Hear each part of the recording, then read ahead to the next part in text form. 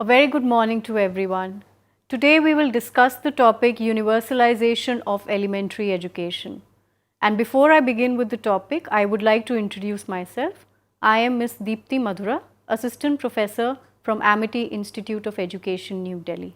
So let's first understand that what exactly is elementary education in India and how are the school stages divided in India. So the first stage is the preschool, which is for the students in the age group of 3 to 6 years of age. Next comes in the elementary level, which is divided into two parts, primary and the upper primary. The next one is the secondary and the last one is the higher secondary level. So basically, we are saying that the elementary level of education is divided into two parts. So elementary has two parts. The first one is the primary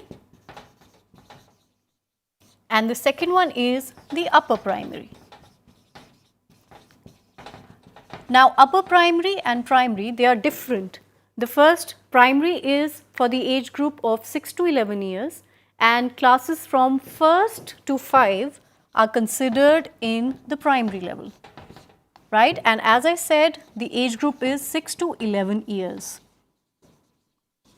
The second one, which is the upper primary stage, which is for classes 6 to 8th and the age group is 11 to 14 years of age. So we are saying 6 to 8th and the age group is, we said the age group was 11 to 14 years. Now, this level is the elementary level, right? And we are saying that we are working on the universalization of the elementary level. That how is it that we can spread the elementary education across India? That is what we are discussing today. So basically, the meaning of universalization of this elementary education means availability of education everywhere according to the specific need of the child and place. So we are saying that, for example, a child is staying in a rural area. So maybe probably because of the less of money or because of the poverty, he would like to start working after class 8th or maybe after getting a basic requirement of education. So with that education, if we add a vocational subject to it, so we are helping him to earn money at an age which is right, maybe the moment he reaches at the age of 16 or 17.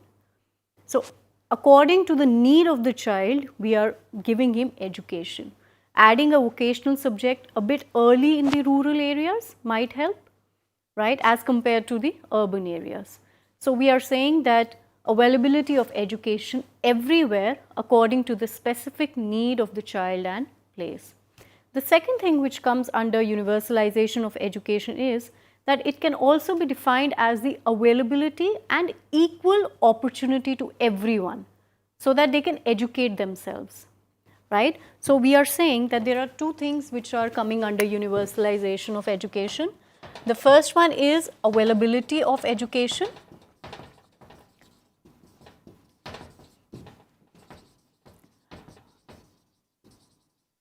That's the first one.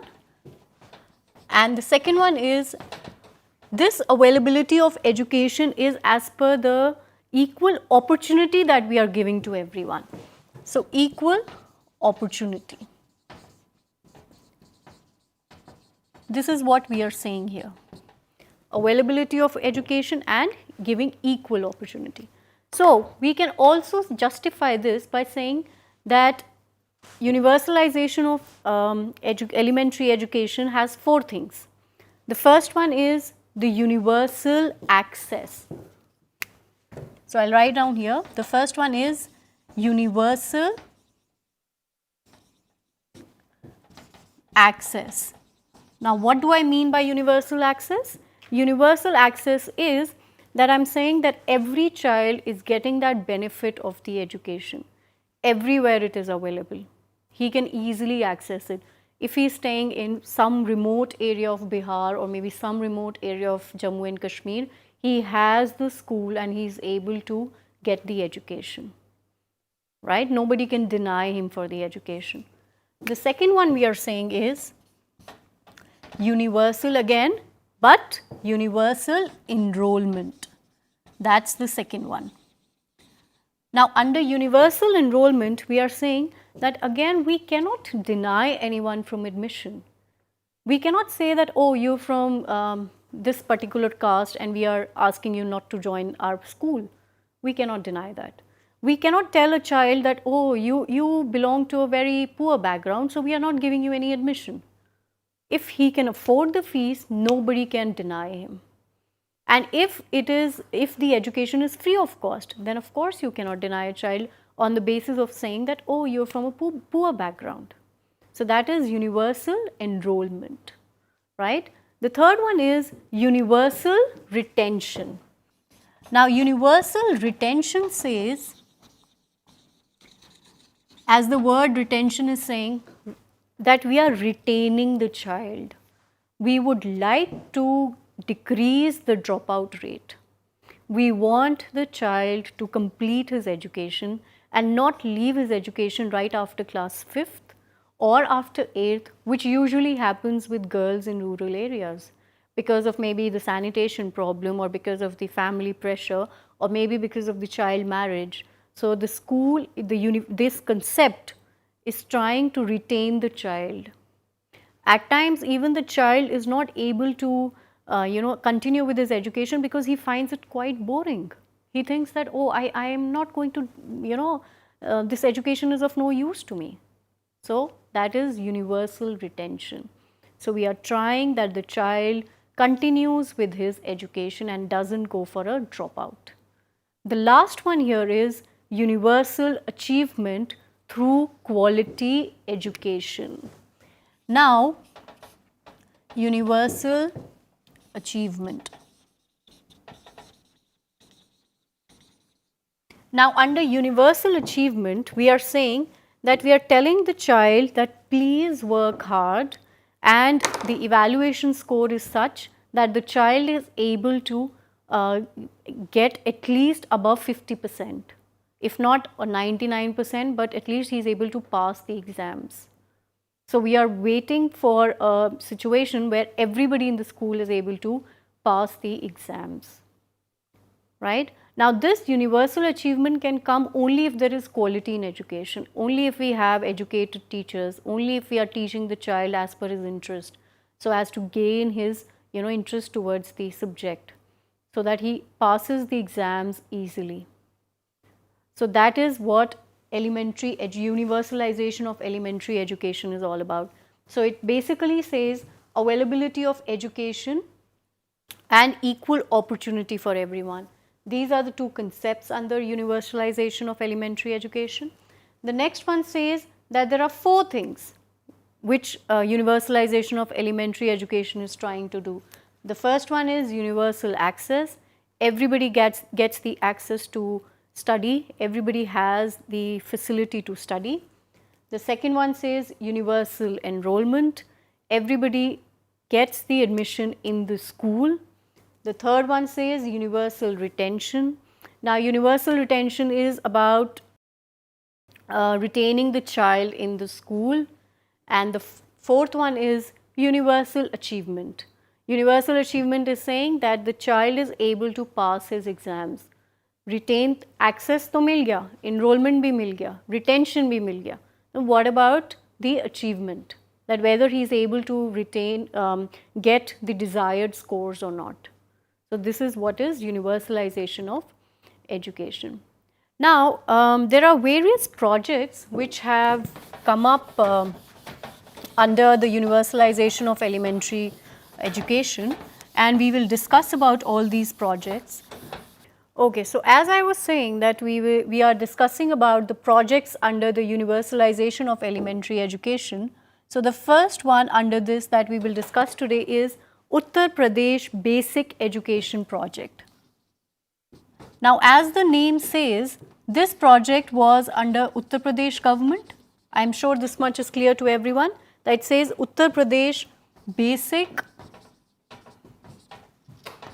Education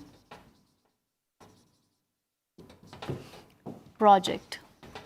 Now this project was under the government of Uttar Pradesh, and this project says the basic education project was launched by the UP state government under assistance of World Bank in 1993.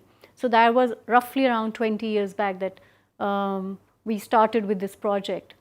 A society of Uttar Pradesh called Sabhi Ke Liye Shiksha Pariyojana Parishad, UP Education for All Project Board, was entrusted the responsibility to implement the project. Now, this project had various objectives. For every project, we will study about the objectives, the strategies, and the activities under it. So, the first objective is what we are going to study about it. The second one is the strategies, and the third one is the activities under this group, under this project, right? So, all these three things for all the 4 projects that we are going to discuss about. So, first let us begin with the objective. See, objective of the Uttar Pradesh Basic Education Project was universalization of primary education. As we just discussed, universalization of elementary education. So, before that we had the universalization of primary education. Upper primary and your primary level, both the universalization is what the objective was. Second one was universal achievement program for minimum level of learning. Now, we are saying that at least the child is able to complete his, maybe till class 5th or till class 8th, or maybe his lower secondary level or the higher secondary level, he is able to achieve that particular result. The next one says provision of education and skill program for the youth or skill development program for the youth. Next objective was female empowerment and greater gender equality in education. Now, this says that the objective of this particular project was that we are empowering our female students or females in the society, and there is gender equality in education, that girls are not barred from taking education. And the next objective was equal education opportunity to the scheduled caste and the scheduled tribe children, that they are also given the education as per the scheduled caste, whether they are scheduled caste or scheduled tribe. So, basically again we are talking about equality, right. Next we move on to the strategies that were adopted. So, the next thing is the strategies of Uttar Pradesh Basic Education Project, that basically what all did they do, what was there in their mind. The first one was strong framework of state and district level planning management and professional support. State organization was established to build the institutional capacity to plan, manage and evaluate different basic education development programs. So, different programs were developed. The second strategy that they adopted was early childhood education curriculum and textbook revision, in-service training, women and girl education, strengthening school management were used to improve quality of education. The next strategy was improving access to basic education in 10 districts by constructing more primary and upper primary schools in deprived areas and supporting redesigned implementation of non-formal education for out of school children. So, we have done objectives, we have done strategies. Now, moving on to the activities, that what activities they designed. The first one was educational activities on culture and communication. Second activities that were there in their mind were science and environment, all the activities which were related to the environment, that is what was there in their mind. The third one was creating a sense of social justice. Again, it is related to equality, that everybody is given the equality, that we all are equal and there is justice all around, right. So, we have discussed about Uttar Pradesh Basic Education Project. Now, the second one is the Bihar Education Project. Now, Bihar Education Project is, again we will study it again under these 3 heads. what was the objective, what is the strategy, and what are the activities that were designed. So, Bihar Education Project.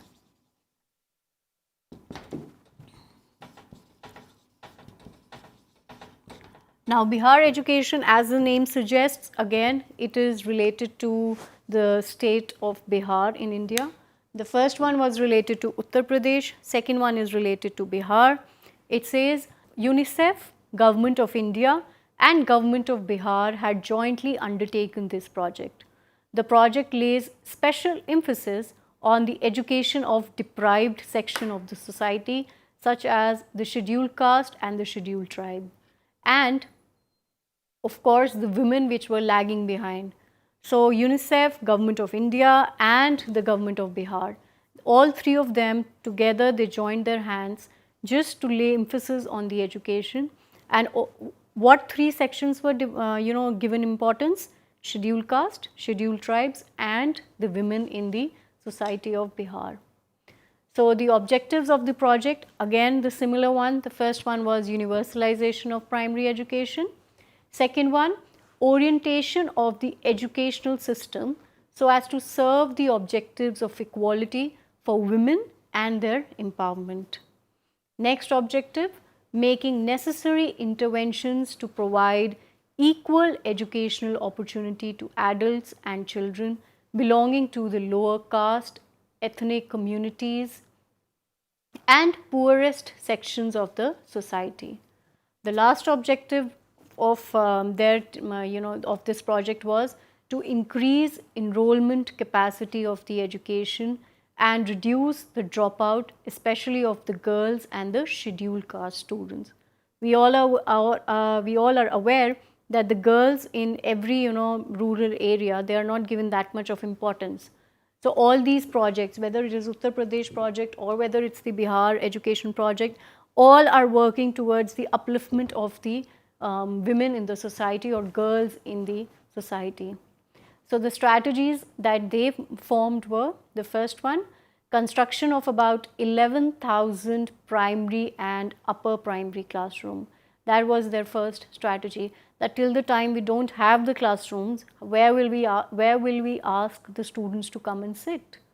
Or where we need to give them an environment which at least looks like a classroom, a closed door where we can concentrate on education, where we can just talk about education. So their first strategy was construction of 11,000 primary and upper primary classrooms. The second one is recruitment of about 16,000 additional teachers. So yes, the teachers, there were lack of teachers, and under this project of Bihar education, we added 16,000 teachers.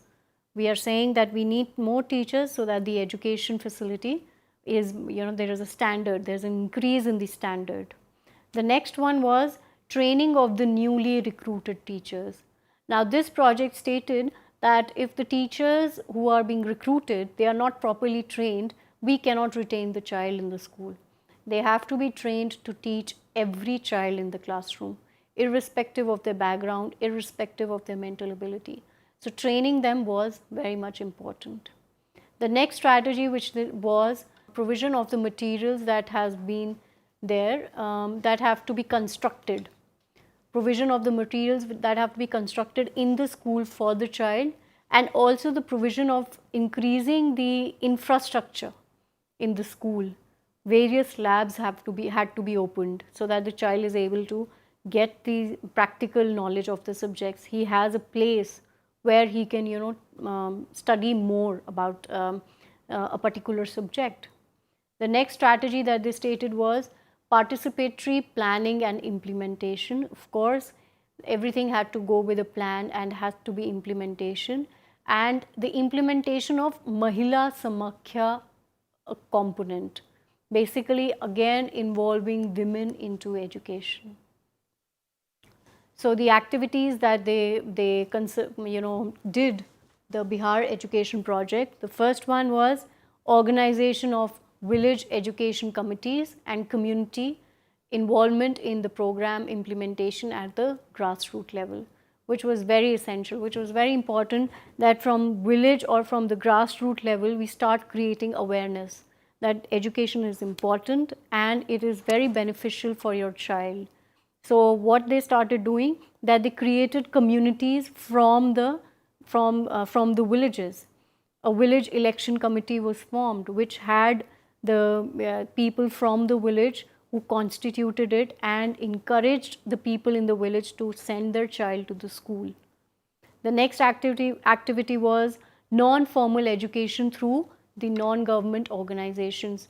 Now, non-formal education through NGOs means that you are, through various channels, you are teaching the child to study.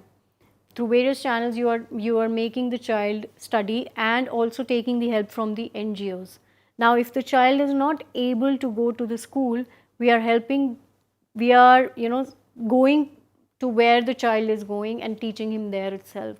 If he doesn't want to come to the classroom, maybe under a tree we are just making him sit and we have some volunteers who are teaching him there just because he wants to sit there and study.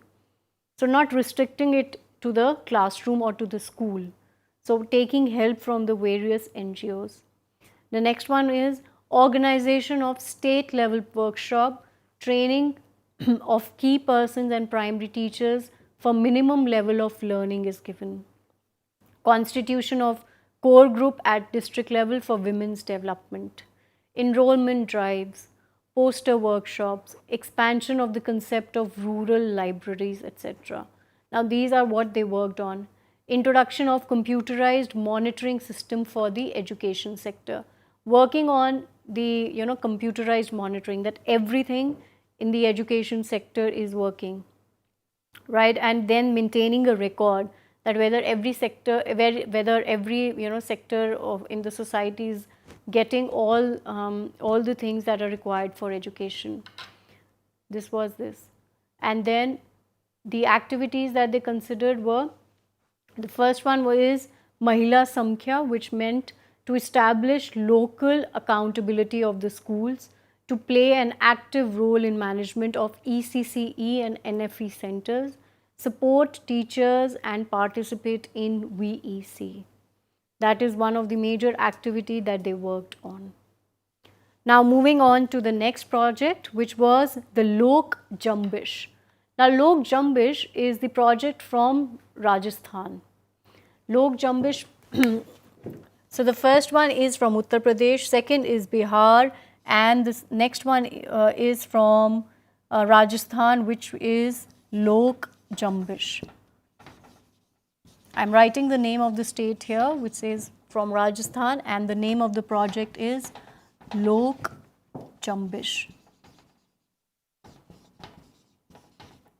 Now Lok Jambish project, as the name says, Lok is people. It is referred to the term people in Hindi. Now it says Lok Jambish, people's movement for education for all. That is what it meant. It said that it was launched in the year 1992 by the government of Rajasthan with the support of Swedish International Development. Swedish International Development is SIDA. A stands for authority, of course. So Swedish International Development Authority, with in collaboration with the government of Rajasthan, they started with this project of education, which was called Lok Jambish. It is a program for achieving main goal of universalization of elementary education up to the satisfactory level through formal as well as the non-formal and functional literacy. So basically we are talking about the universalization of elementary education here, and this project said that we would like to spread education at the elementary level, and it could be in two forms, either formal or non-formal. So formal, or either the formal education or through non-formal education. The target is to teach the child. The child should be taught, and through both these ways we have to achieve universalization of elementary education. So it says it mainly emphasizes on girls' education and development, post-literacy and continuing education with immediate goals of establishment of the management system and initiation of activities for people's mobilization. This is what the concept said. Now, moving ahead, the objectives were to achieve education for all by the year 2000 through people's mobilization and their participation, to ensure improvement in enrollment of girls by paying attention to the girl child and the women, to empower women by making education an instrument of equality, to bring literacy level up to 80% in the group of 15 to 35. And the next, we move on to the strategies. To develop a mechanism, a bottom level like PERIC, Dal Bhavan, Nirman Committee, Village Education Committee, Khan Satriya Shiksha Prabandhak Samiti. It also said Advaika Manch was created for getting participation of the women. To increase the participation of the women, we had the Adhyapika Manch, which was created for the participation. Next, increase the number of functionaries at all the levels to start matrix system of management to fulfill their responsibility of working area. Review planning meetings of all the functionaries at cluster and block level was held in every month to review work and plan for next month. And the same process was repeated at the state level with 2 to 3 RPMs. Next was Pravesh Utsav. It is an event through which a positive and a creative environment is created for education amongst the children, the school and the community.